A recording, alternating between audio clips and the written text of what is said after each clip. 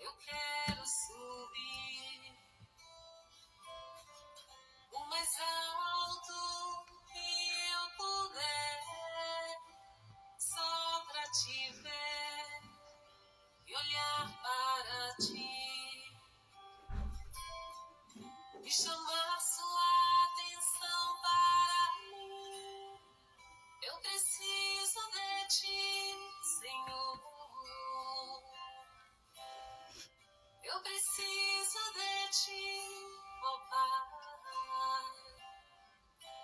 Sou pequeno demais, me dá a tua paz. Largo tudo pra te seguir.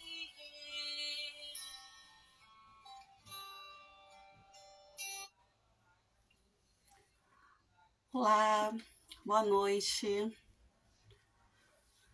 Estamos aqui hoje, juntos, reunidos, hoje, dia 3 de novembro de 2023, para realizarmos a doutrinária, que tem como tema relações familiares.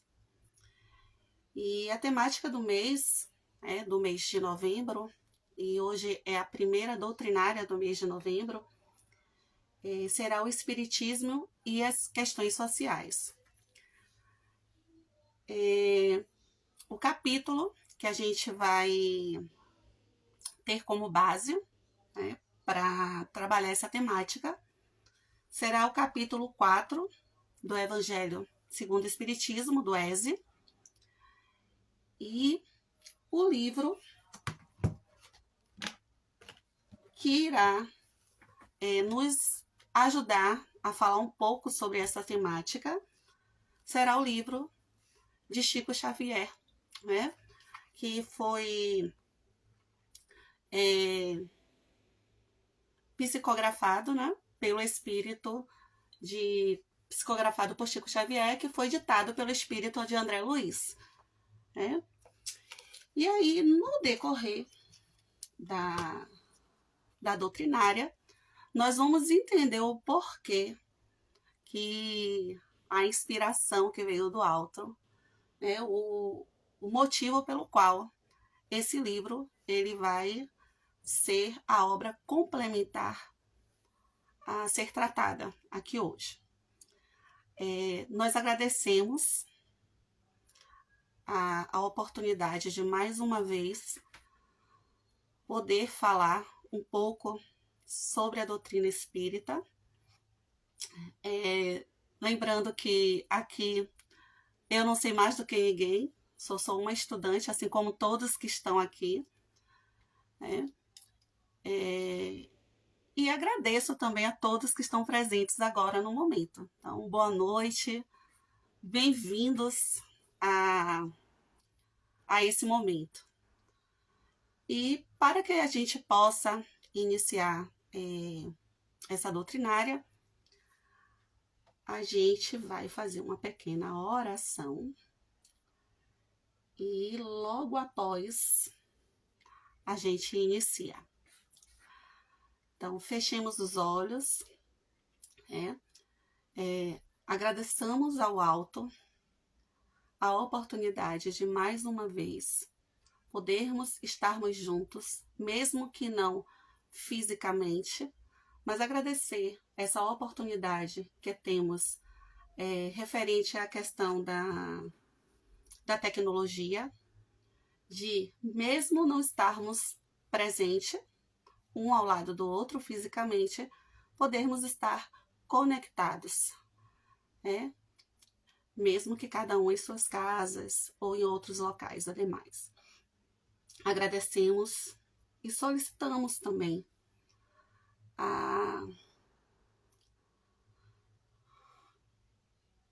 que nesse momento possamos ter as orientações necessárias para que, de alguma forma, ajudemos e também aprendamos, né, nesse momento de troca.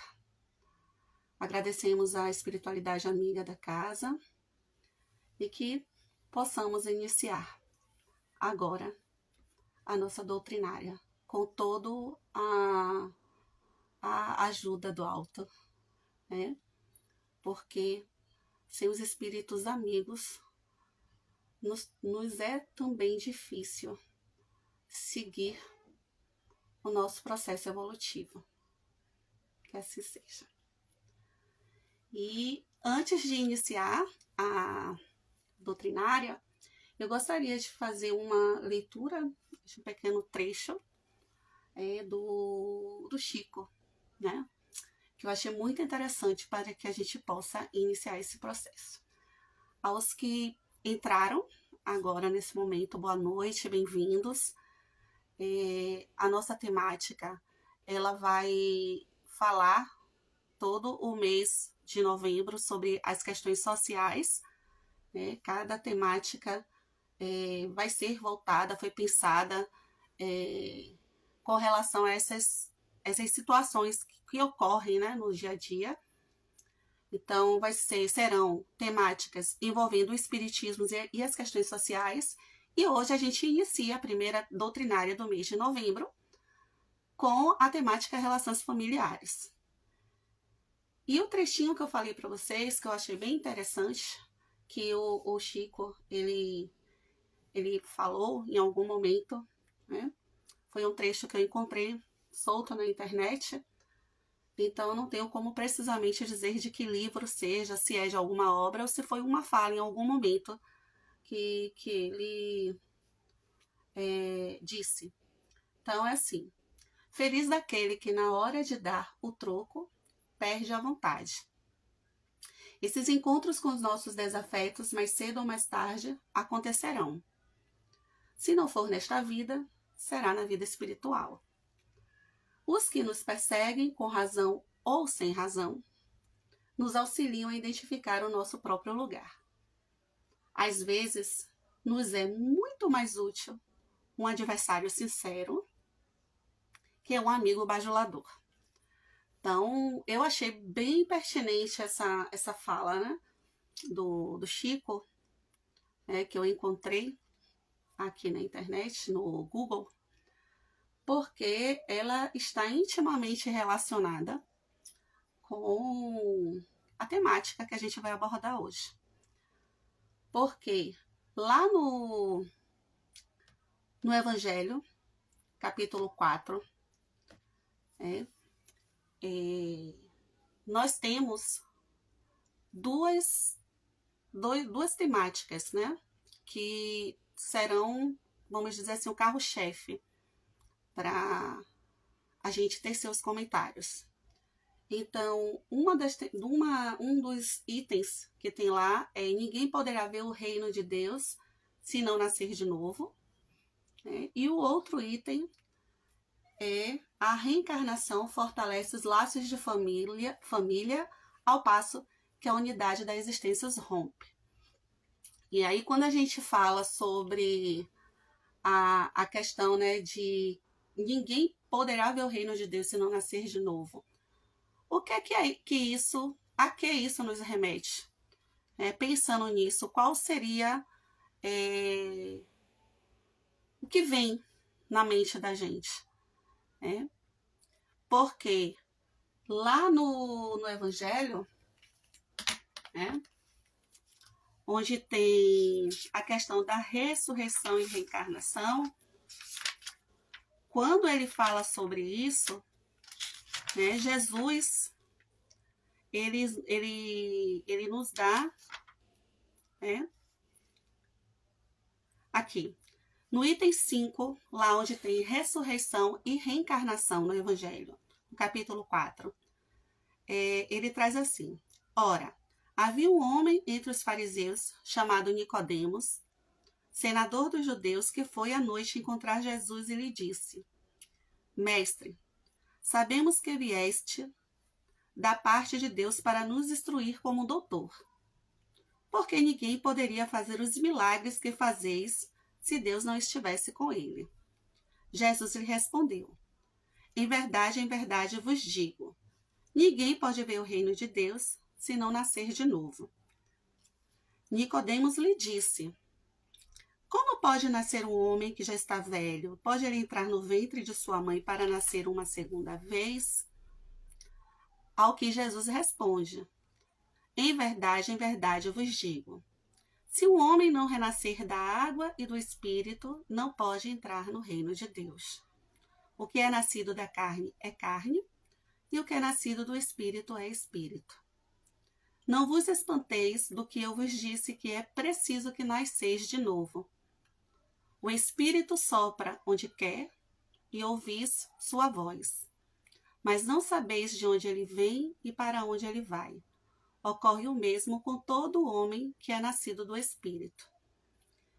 E aí, lá no Evangelho, ele vem trazendo todo o desdobramento, toda a explicação.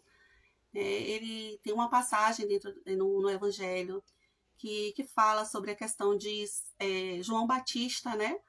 Naquele momento que ele é reconhecido por Jesus, no momento que ele batiza Jesus nas águas do Rio Jordão, a fala que Jesus traz, né, e que fala sobre ele ser a reencarnação de Elias. Então, como é que nesse processo, né, por isso que a gente entende que esse processo da reencarnação não seria a questão da ressurreição, porque até a própria ciência foge à própria ciência explicar o corpo de uma pessoa, por exemplo, que desencarnou há mais de 100 anos, né? A pessoa ressuscitar dos mortos e está com as mesmas características, né, físicas que ela tinha 100 anos atrás. Porque não tem, dentro da ciência, nenhuma forma nenhuma maneira que explique, vamos dizer assim, essa reconstituição, né, das células, da matéria orgânica, da matéria física. Então, ao que se explica, ao que Jesus, explica que da matéria, o que é matéria, né, no caso, o que acaba por ser consumido, e do espírito, que seria esse processo, né, de continuação da vida. Algo que não seria, de uma certa forma, tangível, mas que nós viveríamos, né, de uma forma, vamos dizer assim, a palavra que as pessoas utilizam muito, mais etérea, né, mas não propriamente física, que desce para pegar, para tocar, enfim. Então, passando desse processo do ninguém poderá ver o reino de Deus se não nascer de novo, a gente possui um outro tópico dentro do capítulo 4, que ele fala sobre a questão da reencarnação, fortalecer os laços de família, né? E ao passo que a unidade da existência os rompe, que ele vai explicando lá no Evangelho, que não seria bem assim, porque não é que quando a gente reencarna, a gente vai romper esses laços. A depender da vivência de cada um, do processo evolutivo de cada um, a gente vai, né, nesses processos reencarnatórios, tentar sanar algumas dívidas, vamos dizer assim, que nós, em vidas, vamos dizer assim, anteriores, acabamos por amealhar, né, por cultivar. E aí, muitas vezes, o que acontece? A gente pode vir nesse processo reencarnatório em famílias que podem ter naquele conjunto ali, naquele grupo familiar, vamos dizer assim, inimizades de vidas anteriores. Pessoas que eu posso ter, que a gente pode ter prejudicado de alguma forma, ou pode ter nos prejudicado de alguma forma. E aí, o que acontece? Então, o que acontece? Deus nos dá essa oportunidade, né, de podermos reencarnar junto a essas pessoas, em núcleos, em grupos familiares, para que de uma maneira ou de outra a gente consiga equilibrar, né, esses desajustes, sanar essas picuinhas, essas dificuldades. E picuinha eu não estou falando aqui numa forma de diminuir o sofrimento, mas eu falo assim no sentido das dissensões, né, que foram cultivadas em processos anteriores. Então, com esse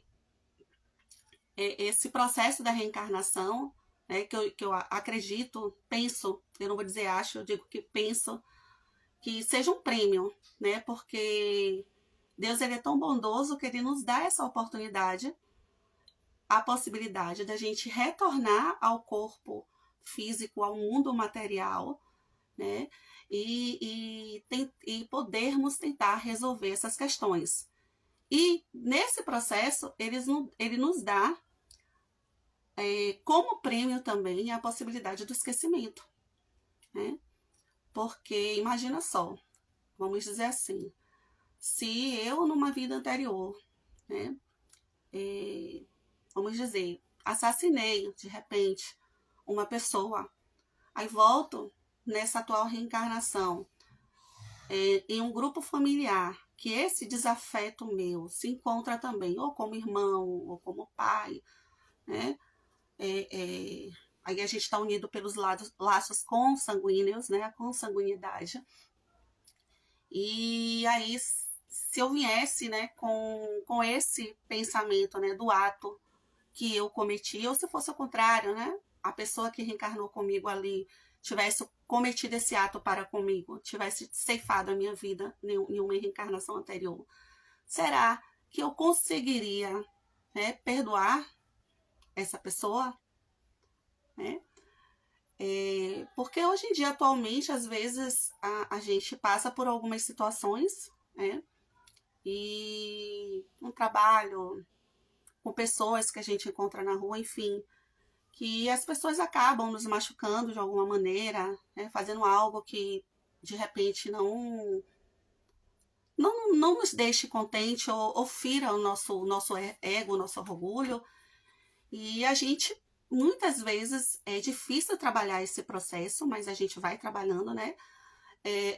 Do perdoar, né? Do desculpar aquela pessoa, né, do tentar compreender o motivo pelo qual aquela pessoa fez aquilo, né, com a gente.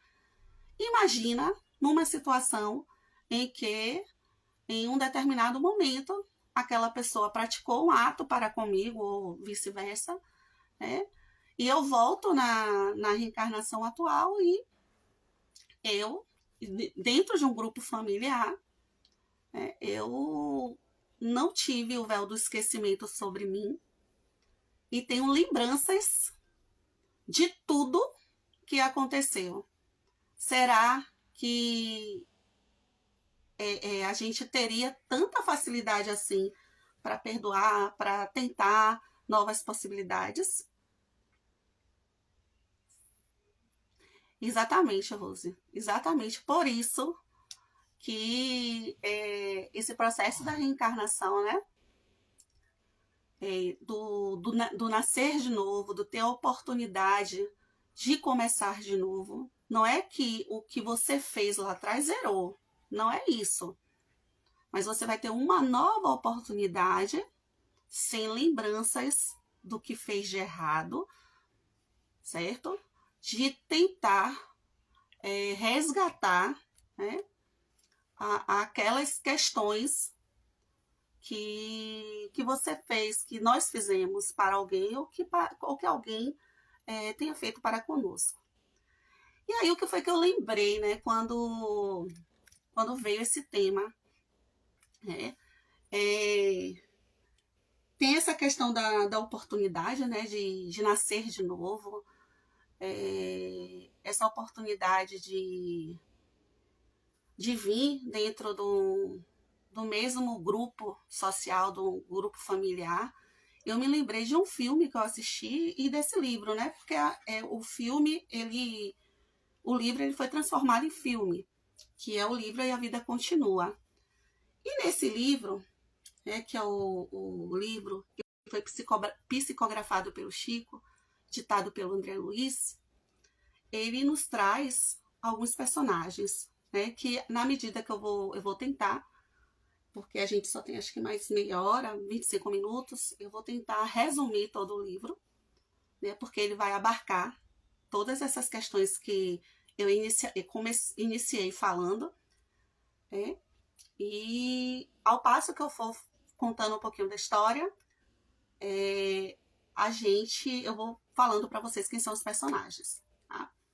Então, por exemplo, para quem já assistiu, massa, para quem não assistiu ainda, vou dar os spoilers, tá? Mas referente ao livro. Mas isso não quer dizer que a gente não possa assistir, que é um filme bem bacana, bem legal, eu gostei muito, inclusive eu já assisti ele 2 vezes.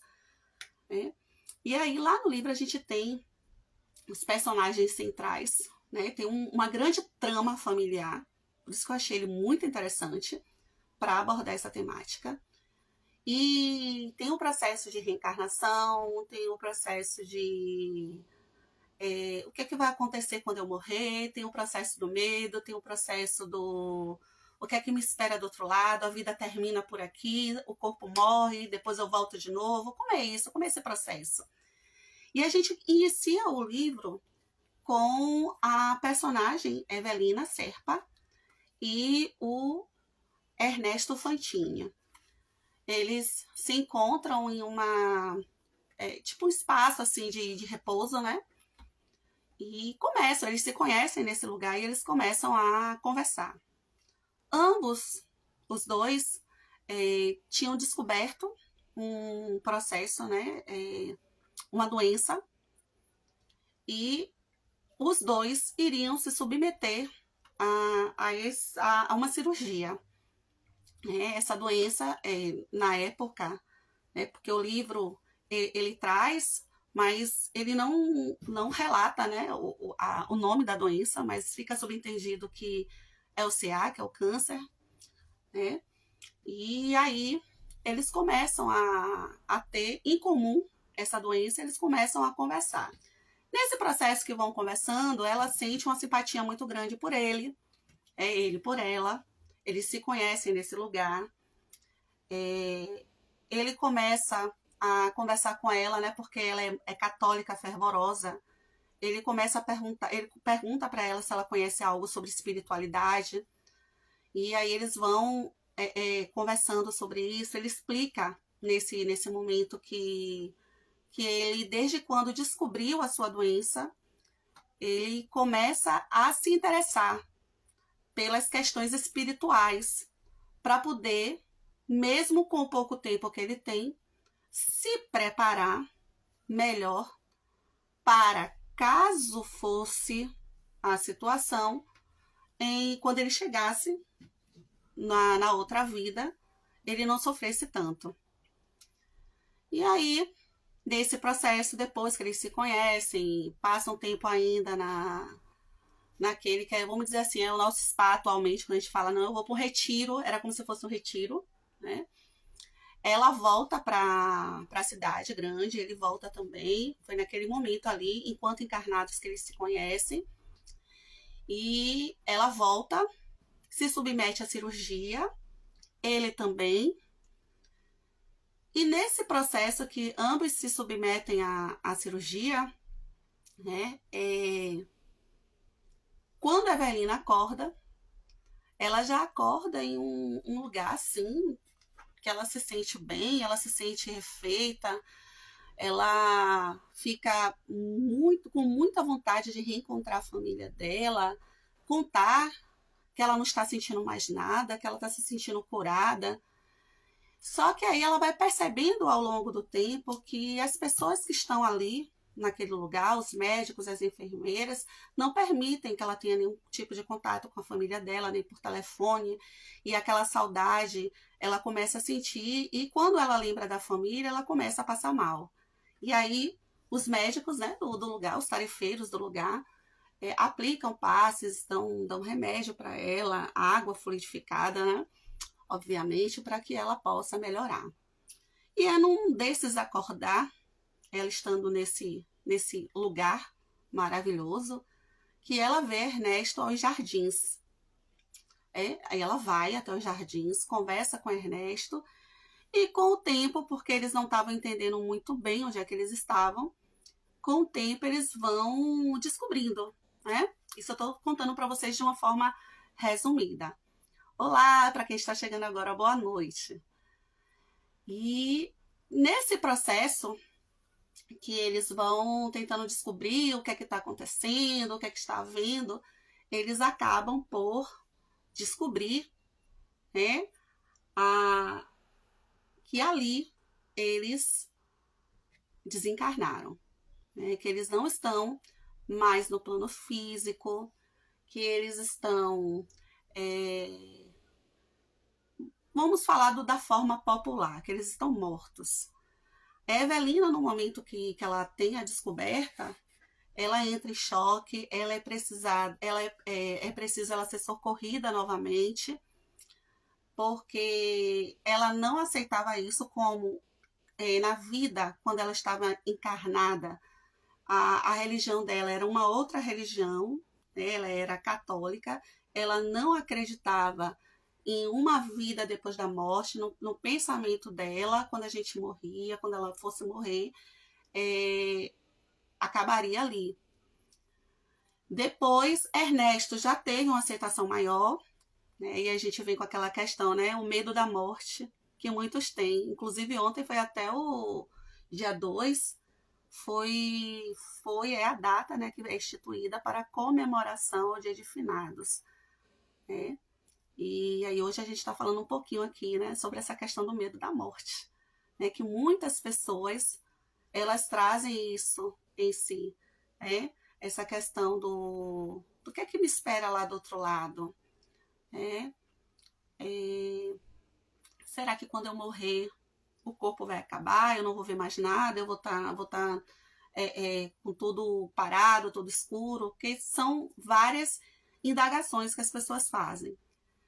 Nós espíritas, não vou dizer que somos todos, né, porque existem pessoas que são praticantes, mas que ainda estão se preparando para esse processo, ainda estão num processo de entendimento.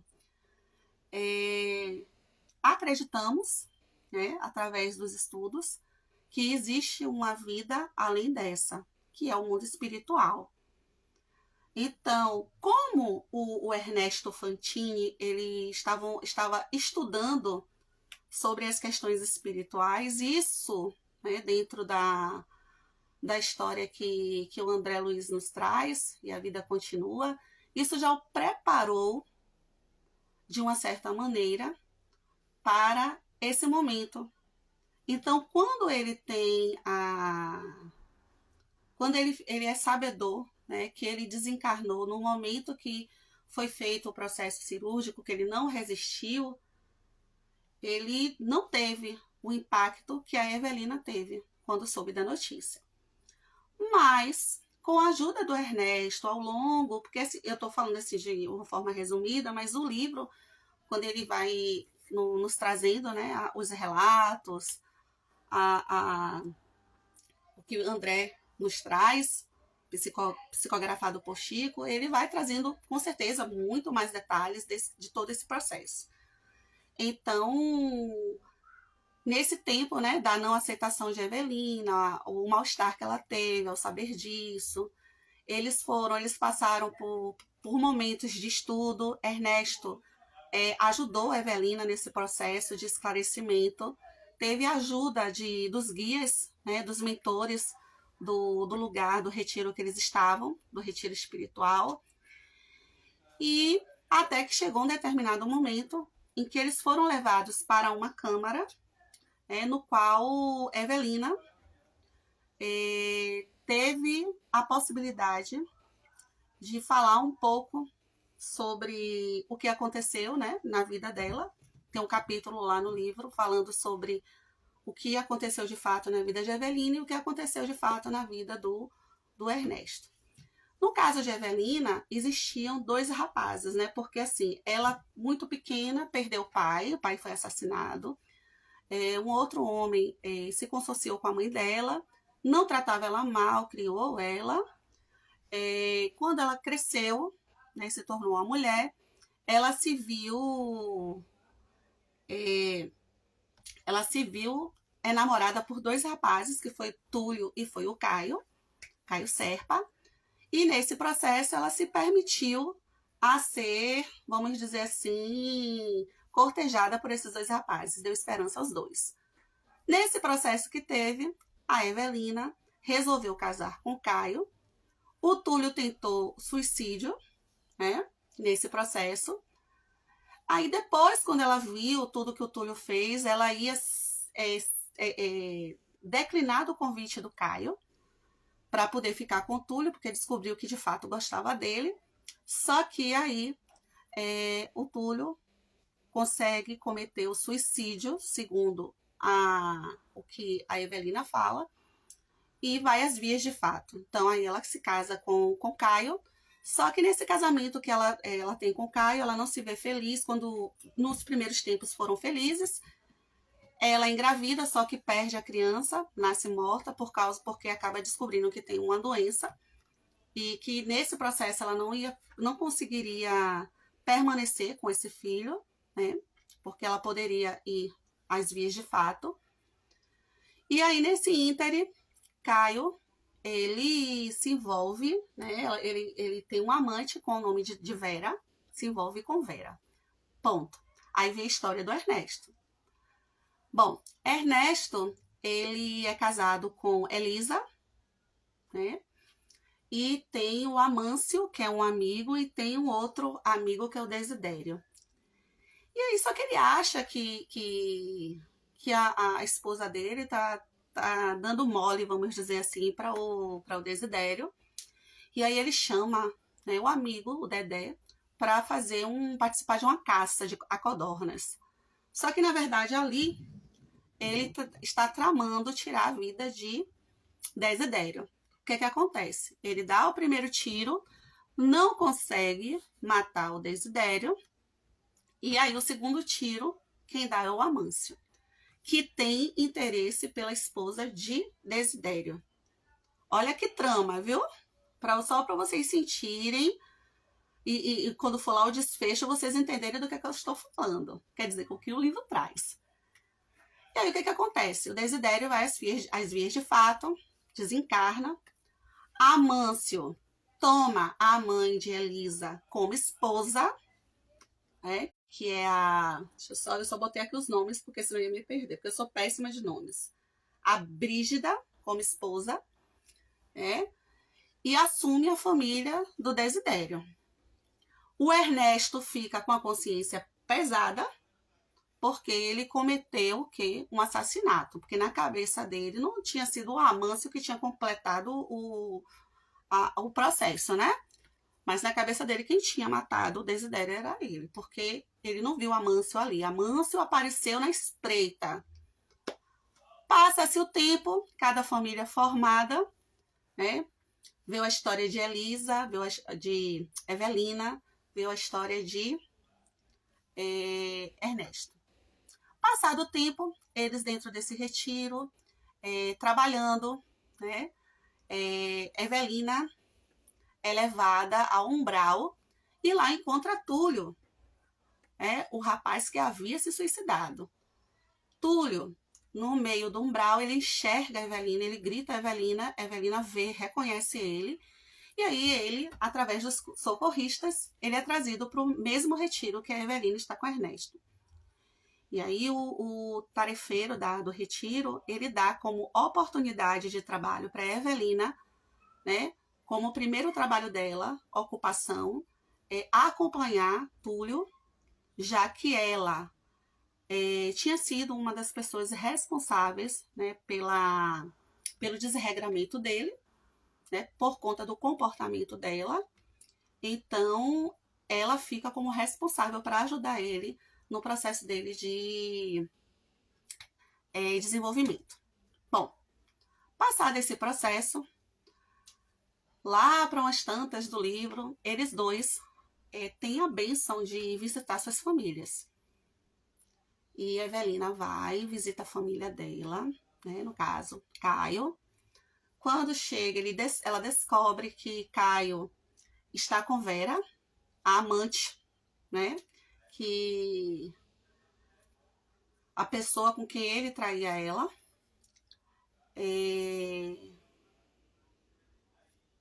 Descobre também, porque Ernesto acompanha a Evelina, quando chega lá, Ernesto ouve a voz, que ele ficou do lado de fora esperando a Evelina, ele ouve a voz da filha falando dele e falando mal dele, e ele descobre que, olhe como é que é complicado, né? As questões familiares. Ele descobre que a amante de Caio, né, esposo de Evelina, era sua filha. E fica estarrecido com aquilo. Ele volta com a Evelina acompanha ele vai na residência dele, da família dele. Onde, quando ele chega lá, ele encontra a Elisa deitada na cama, muito fora de si, né? Porque ela tem uma mediunidade muito forte de ver espíritos, ela vê e conversa com eles. Então ela acabou ficando, até a filha, o Caio, que estava com a filha, achava que a mãe dela era louca. E quando ele chega no quarto de Elisa para ver Elisa, quem está lá? Desencarnado, junto de Elisa? Desidério. O homem pelo qual realmente Elisa tinha se apaixonado, e ele reconhecia Elisa como o amor dele também, apesar de todos os processos. E aí que Ernesto descobre que quem matou, né, quem pensou no processo da morte para Desidério foi ele, mas quem matou Desidério de fato foi Amâncio. Então a gente vê, que nesse processo aí a gente tem várias tramas que estão interligadas, né, de pessoas que aparentemente dentro do processo da encarnação ali, são pessoas que não têm nenhum tipo de vínculo. E aí, no desenrolar da história, a gente vai percebendo que existe muito mais que isso. Então, quando é descoberto todo esse processo, né, da história, do desenrolar da história, Evelina e Ernesto, que estão no mundo espiritual trabalhando, né, tentando fazer os ajustes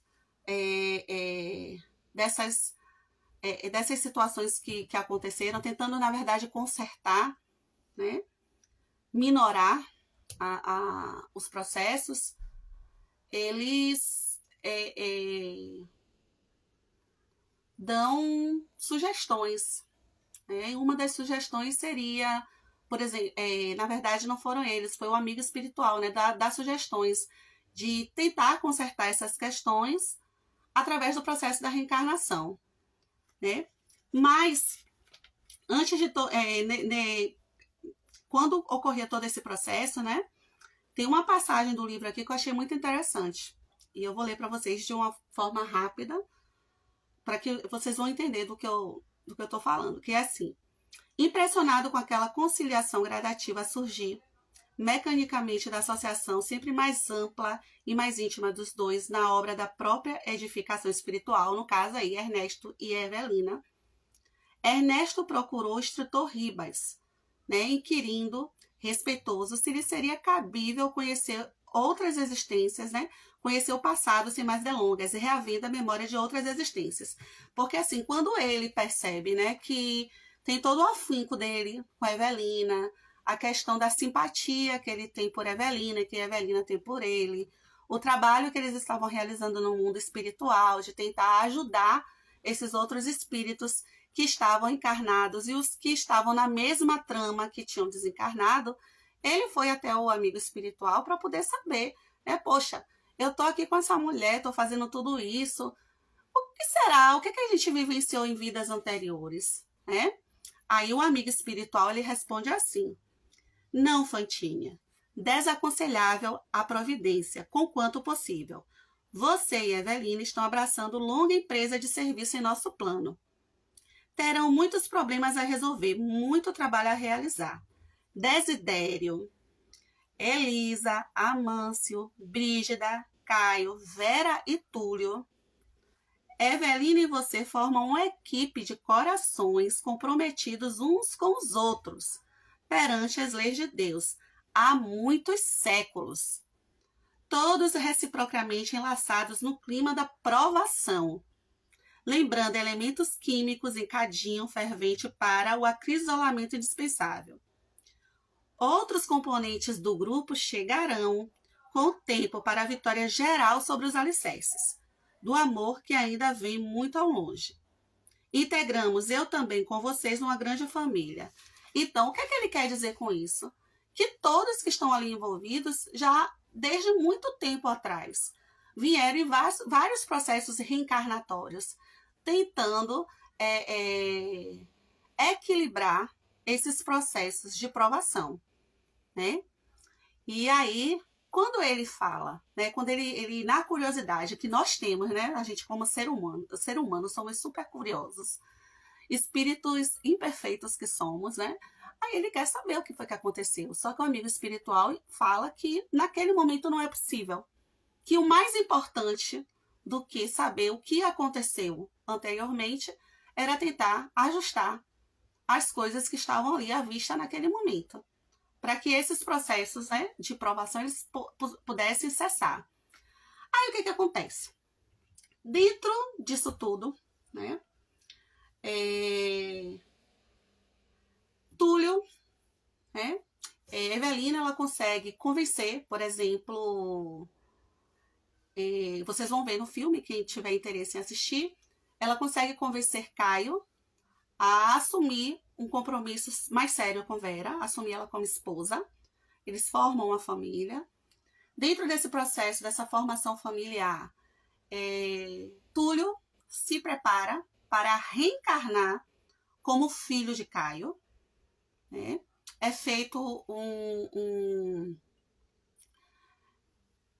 criado um momento para que ele conhecesse, ainda no mundo espiritual, que ele pudesse conhecer a mãe, e no caso Vera, que iria receber ele. Surge uma afinidade entre espíritos, né? Então, nesse processo de reencarnação, vamos dizer assim, a ponte, né, vai ser Vera entre Túlio e Caio. No caso, Caio, que estava encarnado ainda, pai de Túlio, ia ser o pai de Túlio, que ia renascer. E, na verdade, ele, naquela mesma encarnação, ele tinha tirado a vida de Túlio. E aí, para ter esse processo de provas, né? Túlio renasce, a gente chama isso de uma reencarnação compulsória, renasce ainda naquela encarnação como filho dele para poder tentar ser feito esse resgate. Aí mais à frente a gente tem Amâncio, que é o padrasto de Evelina, e Brígida, que é a mãe de Evelina, né? Amâncio, que mata o marido de Brígida ainda em vida, recebe como filho adotivo em seu lar o Desidério, que renasce, aceita renascer naquele grupo familiar. E na família de Caio e Vera, renasce um outro espírito naquele processo, que é o espírito, que é a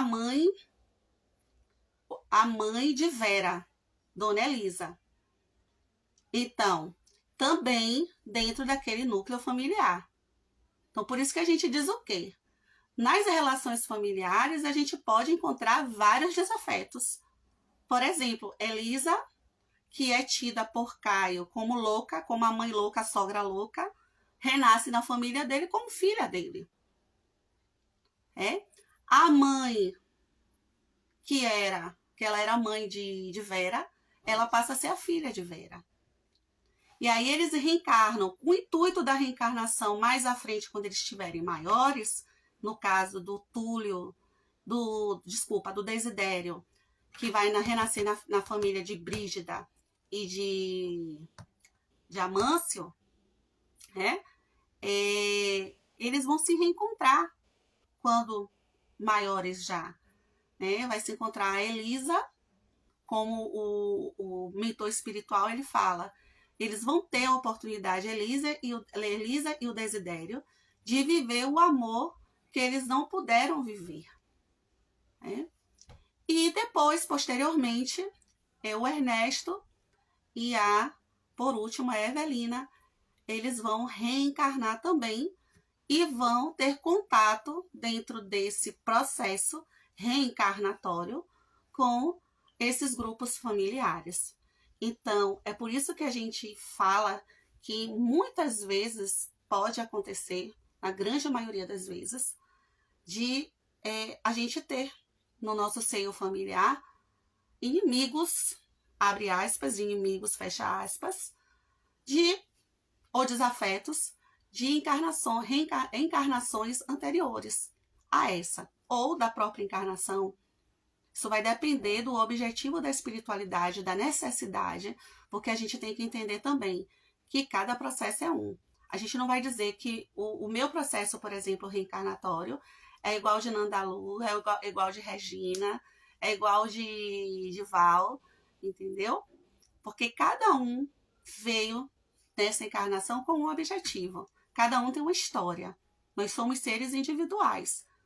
Então, nesse processo reencarnatório, cada um teve uma necessidade. Possa ser que tenha gente aqui que tenha reencarnado, que tenha levado no mundo espiritual, né, como espírito errante lá, possa ter levado, vamos dizer, 10 anos, 20 anos no mundo espiritual. E outras pessoas que tenham levado um tempo menor e por uma necessidade maior, tenham boa noite, Val. Por uma necessidade maior, tem ocorrido a necessidade de reencarnar de uma maneira mais breve. Então, cada processo é um processo. Bom, como o processo, a temática foi essa, falar um pouquinho sobre as relações familiares, esse processo Oi, Sônia. Esses processos reencarnatórios, eu espero ter ajudado vocês de alguma forma, que eu também adorei, porque a gente, quando vai preparar uma palestra, a gente tem geralmente muita ajuda espiritual e a gente também aprende, porque a gente para estudar, a gente fica pensando como é que vai abordar, como é que vai falar. Então, é sempre uma troca, é sempre algo que nos deixa assim muito contente, né? De poder ajudar. E assim, eu espero que vocês tenham gostado, né? Espero que nós tenhamos ajudado de alguma maneira, de alguma forma. E quem não leu o livro, que tiver oportunidade, leia. Quem não assistiu o filme, ele tem lá no YouTube.